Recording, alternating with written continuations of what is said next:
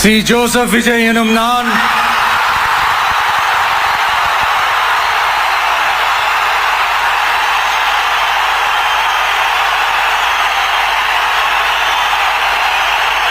சட்டப்படி அமைக்கப்பெற்ற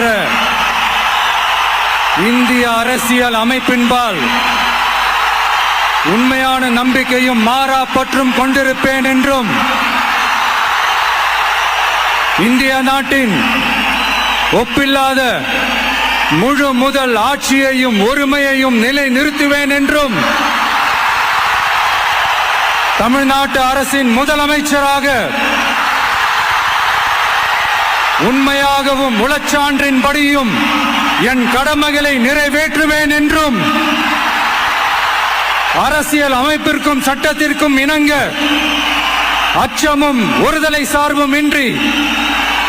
விருப்பு வெறுப்பை விலக்கி பலதரப்பட்ட மக்கள் அனைவருக்கும்